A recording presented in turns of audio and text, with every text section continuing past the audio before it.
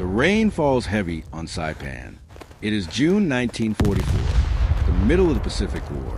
The island is small, volcanic, covered in jungle and cliffs and caves. The Japanese are dug in, fortified, determined to fight to the last man, to die rather than surrender, to take as many Americans with them as they can. The Marines landed 2 weeks ago. The Mariana and Palau Islands campaign, Operation Forager. The invasion is brutal, savage. The Japanese are not retreating, not surrendering. They are fighting for every meter, every rock, every cave. The casualties are staggering. Thousands dead, thousands wounded. The aid stations are overwhelmed. The medics are exhausted, running out of supplies, running out of hope, running out of time. The rain turns the ground to mud, red mud, the color of clay, the color of rust, the color of blood. It soaks into everything, into boots, into uniforms, into wounds, making them worse, making them infected, making them deadly. The air is thick, heavy, humid. It smells of rain and jungle rot and gunpowder and blood. Always blood. The smell never leaves, never fades, never gives mercy. On the slopes of Mount Tapasho, the highest point on the island, a battle is raging. The Japanese hold the high ground, machine gun nests, mortar positions, snipers, everything. The Marines are advancing uphill, slowly, painfully, dying with every step. Every meter gained is paid for in blood, in screams, in lives. Company K, 3rd Battalion, 23rd Marines are pinned down, caught in a killing field, a natural amphitheater, steep slopes on 3 sides. Japanese positions on the high ground, crossfire, interlocking fields of fire, perfect defensive terrain, deadly for attackers. The Marines are trapped, cannot advance, cannot retreat, can only die, slowly, painfully, inevitably. The wounded lie scattered across the slope, crying, screaming, bleeding, dying. They cannot be reached. Any movement draws fire, machine guns, rifles, mortars, instant death. The medics tried, 3 of them, all shot, all dead. Now the wounded wait, alone, afraid, abandoned, not by choice, by necessity, by the brutal mathematics of war. Saving them means dying with them, and dead medics save no one. Among the Marines huddled behind whatever cover they can find is a medic. His name is Corpsman Second Class Michael O'Brien. Mike to his friends, Doc to his Marines. He is 24 years old, from Boston, Irish Catholic, working class. His father was a dock worker, his mother a seamstress. He has 3 brothers, all in the service, Army, Navy, Marines, and him, Navy corpsman, medic, assigned to the Marines. The Navy provides medical personnel for the Marine Corps. Strange arrangement, but it works. The Marines fight, the corpsmen heal, or try to. Mike enlisted in 1942, right after Pearl Harbor. He wanted to fight, to kill Japanese, to avenge, but he failed the vision test. Nearsighted. Not enough to disqualify entirely, but enough to keep him out of combat roles. So he became a corpsman. Medical training, 6 months. Then to the Pacific. Guadalcanal, Tarawa, now Saipan. He has seen more death than any man should. More wounds, more suffering, more horror. But he has also saved lives. Dozens, maybe hundreds. He does not count, does not think, just works. Just helps, just tries to keep boys alive long enough to go home, to see their mothers, to have futures, to be human again. Mike crouches behind a fallen tree, thick trunk, maybe 2 feet across, blown down by artillery. Good cover, lucky cover. His uniform is green, Marine Corps Utilities. He wears a helmet with a red cross, painted white, supposed to protect him, supposed to mark him as non-combatant. As healer, as protected by Geneva Convention. The Japanese do not care. They shoot medics first. Deliberately, tactically, Kill the medic. Demoralize the unit. Leave the wounded to suffer, to scream, to break morale. It works. Mike knows this. Every corpsman knows this. But they were the crosses anyway, because the Marines need to see them, need to know help is close, need to have hope, even false hope. Mike's medical bag is beside him. Canvas, heavy, filled with supplies, bandages, sulfa powder, morphine, plasma. Not enough, never enough, but something. He checks it. Habit, ritual, comfort. Everything is there. Everything is ready, but he cannot use it, cannot reach the wounded. They are 40 meters away, scattered across the slope, exposed, in the open, in the kill zone. Moving toward them is suicide, certain death. He knows this, has seen it 3 times today. 3 corpsmen, good men, brave men, dead men. Their bodies lie among the wounded, red crosses in the mud, proof that mercy dies here. That compassion is weakness. That war has no rules. The wounded scream, constant, terrible, wordless sound of agony, of fear, of despair. Some call for corpsmen. Document, help me. Please. God. Mama. The cries pierce through the gunfire, through the explosions, through the rain. Mike hears everyone, knows every voice. Jenkins. Throat wound. Drowning in his own blood. Rodriguez, both legs shattered. Arterial bleeding. Minutes left. Carter, stomach wound. Gut shot. Slow death. Hours of pain. Kowalski, head wound. Unconscious. Maybe already gone. 22 men. Wounded. Dying. Abandoned. Not by choice. By necessity. By the cold calculus of survival. Mike wants to go. Needs to go. Every instinct screams to move, to help, to save. But he cannot. Moving is death, and dead medics save no one.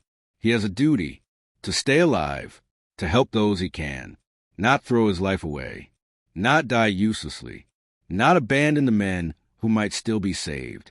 But the screams are killing him, worse than bullets, worse than shrapnel, worse than anything.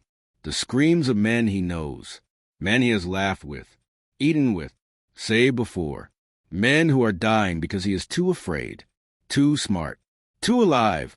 The guilt is crushing, suffocating, unbearable. His squad leader crawls over. Sergeant Paulson, 30 years old, 3 campaigns. Hard man, good man, tired man. He says document. Do not even think about it. Mike says they are dying, Sarge. Paulson says I know. We all know, but you cannot help them. You will die. Mike says maybe I can make it. Paulson says no. You cannot. Look at that field. Look at the fire. 3 corpsmen already tried. 3 are dead. You will be the 4th. Mike says I have to try. Paulson grabs his arm. Hard. Painful. He says no. You have a duty. To these men. The ones still here, still alive, they need you. If you die, we have no medic, no hope. You stay here. That is an order. Mike stares at him, then at the wounded, at Jenkins coughing blood, at Rodriguez staring at his legs, at Carter crying, at Kowalski not moving. He says, I am a corpsman, Sarge, not a Marine. You cannot order me. Paulson says maybe not, but I am asking. Begging, please document. Do not go, please. Mike does not respond. He just stares at the wounded, at the death, at the choice. Paulson sees in his eyes, sees a decision. He says, God damn it, document, God damn it. He lets go, crawls away. Mike takes a breath. Then another. He prays, not to God. He stopped believing in God at Tarawa. After seeing 1,000 Marines die on a beach, after holding a boy's hand while he bled out, after watching Japanese soldiers execute prisoners. No, God, not here, not in war. He prays to his mother, to her memory, to her faith. He says, Ma, if you are watching, if there's anything after, help me, guide me, keep me alive. Let me save them. Please. Then he moves. He leave his rifle. Corpsmen carry them for self-defense. But Mike will not use it, will not shoot. He is a healer, not a killer. That is his line, his rule, his identity. Some corpsmen fight. Shoot back. Kill. Not Mike. Never Mike. He only heals. Only saves. Only tries. He grabs his medical bag. Slings it over his shoulder. Heavy. Maybe 20 pounds. He takes one more breath. Then stands. Fully upright. Exposed. Visible. A target. The firing starts immediately. Machine guns. Rifles. Bullets snap past. Hit the ground. Hit trees. Hit air. Inches away. Mike does not run. Running draws fire. Attract attention. Makes you a target. He walks. Fast walk. Steady. Head down. Toward the nearest wounded man. Jenkins. 15 meters away. Might as well be a mile. Bullets kick up mud. Red mud. Blood mud. Mike does not stop. Does not flinch. Does not think. Just walks. Just moves. Just goes. His heart pounds. His breath comes fast. His hands shake. But his feet keep moving. 1 step. 2. 3. 4. 10. 15. He reaches Jenkins. Drops beside him. Jenkins is choking. Gasping. Throat wound. Bullet through the trachea. Blood pours. Mike rolls him. Checks the wound. Bad. Very bad. But survivable. Maybe. He pulls gauze. Packs the wound. Pressure. Stop the bleeding. Stabilize. Jenkins gasps. Looks at Mike. Eyes wide. Grateful. Terrified. Mike says, "You are okay. I got you. You are okay. Lie still. I will be back."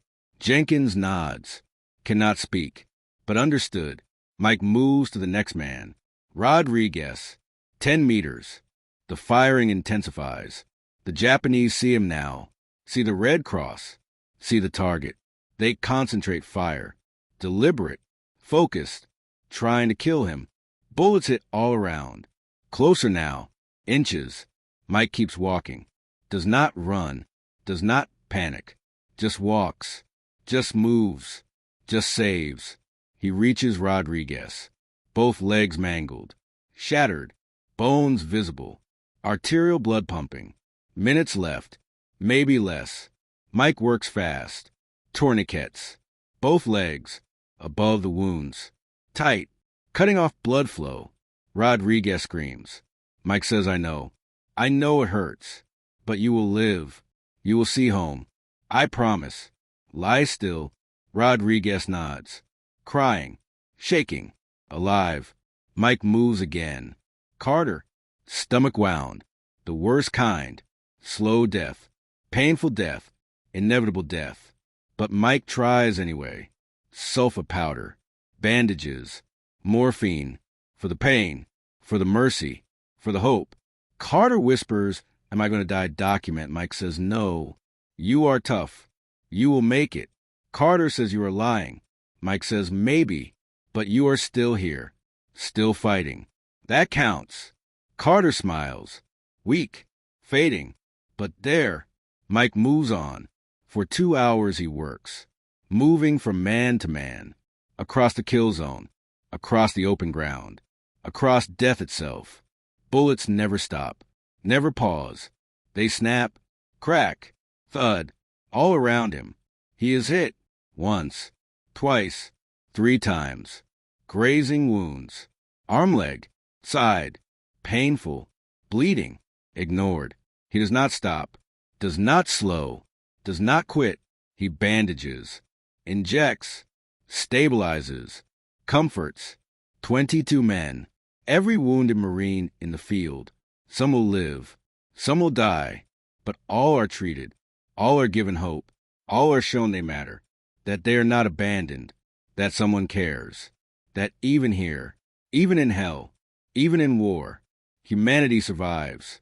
After the last man is stabilized, after the last bandage is applied, after the last morphine syringe is emptied, Mike collapses behind cover, behind the same fallen tree, exhausted, bleeding, shaking. He vomits. Cannot help it. Adrenaline crash. Fear delayed. Reality hitting. He just walked through 2 hours of machine gun fire, rifle fire, mortar fire. He should be dead, should be shredded, should be nothing. But he is alive, wounded, bleeding, but alive. Paulson crawls over, stares, says, "Document, Jesus Christ, document. You did it. You saved them. All of them." Mike says, "Not all. Some will die." Paulson says, "But you tried. You gave them a chance. That is all anyone can do." Mike nods, too tired to speak, too empty, too spent. The battle continues. The Marines eventually take the position. Flanking maneuver, artillery, flamethrowers. The Japanese die. Everyone. No prisoners. No surrender. Just death. The wounded are evacuated, carried down the mountain, to aid stations, to field hospitals, to ships, to life. 18 of the 22 survive. 18 lives saved. 18 futures given. 18 families spared grief. Because one man chose to walk into fire, chose mercy over safety, chose others over self. Mike is evacuated too. His wounds are treated. Minor, superficial. He is back with his unit in a week. He does not speak about it, does not boast, does not claim heroism, just does his job, just keeps saving, just keeps trying. Saipan falls, then Tinian, then Iwo Jima. Mike fights through all of them, saves more lives, loses more friends, endures more horror. He is recommended for the Medal of Honor. His commanding officer submits the paperwork. Eyewitness statements, testimony from the men he saved, from the Marines who watched, who could not believe, who saw one man defy death and win. The recommendation is approved. In 1945, after the war, Mike receives a medal from President Truman at the White House. Ceremony, photographers, reporters. He stands there, uncomfortable, embarrassed. This is not why he did it. Not for medals, not for glory, just to save lives, just to help, just to be human. Years pass. Mike goes home, to Boston, works as a nurse. Boston City Hospital, emergency room, saves more lives. Civilian lives, car accidents, heart attacks, stabbings, shootings, same work, different uniform, different war, but same mission. Save lives, help people, be useful. He marries a nurse, Catherine. They meet at work. She understands the nightmares, the flashbacks, the guilt, why he wakes screaming, why he cannot watch fireworks, why loud noises make him die for cover. She does not judge, just holds him, loves him, waits for him to heal. If healing is possible, they have children, 4. 2 boys, 2 girls, good kids, happy kids, love kids. Mike tells them about the war, some of it, not the worst, not the horror, just the truth. War is hell, war is waste, war makes monsters. But even in hell, even in war, even in the worst moments, humans can choose mercy, can choose compassion, can choose to save rather than kill. That is the lesson. That is what matters.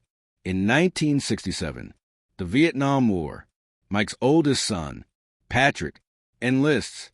Marines. Mike begs him not to go, says he knows what war is, knows what it does, knows the cost. Patrick says, "I know, Dad. You taught me. But someone has to go. Someone has to help. I want to be a corpsman. Like you." Mike weeps. Proud. Terrified. Heartbroken. Patrick deploys. Serves his tour. Comes home. Alive. Whole. Changed. But alive. He becomes a paramedic. Continues a tradition. Continues saving lives. Mike is proud. So proud. In 1985, Mike is invited to Saipan for the 40th anniversary of the battle, of the liberation, of the end. He goes with Catherine, with Patrick. They visit the island. walked the battlefields. Now peaceful, green, beautiful. The scars are still there. Bunkers, craters, rusted equipment, but covered in jungle, in growth, in life. They go to Mount Tapashoe, to the slope, to the place where Mike ran through fire, where he saved 22 men. There's a memorial, erected by the surviving Marines, a bronze plaque. It reads, "On this spot, June 1944, Corpsman Second Class Michael O'Brien ran through enemy fire for 2 hours, treating 22 wounded Marines under continuous fire. 18 survived. His courage saved lives. His compassion honored the Corps. His humanity reminded us what we fight for. Semper Fidelis." Mike stands there, reading, crying. Catherine holds his hand. Patrick puts his arm around him. Mike says, "I was just doing my job." Patrick says, "No, Dad. You were being a hero." Mike says, "I am not a hero. Heroes do not have nightmares. Do not wake up screaming. Do not hate themselves for the ones they could not save." Patrick says, "That is exactly what heroes do, because they care, because they remember, because they are human." Mike dies in 2003. He is 83. Heart attack. Quick. Painless. Catherine finds him in the garden, tending his roses. He loved roses. Red ones. The color of life. Of blood. Of hope. His funeral is large. Hundreds attend. Marines. Navy.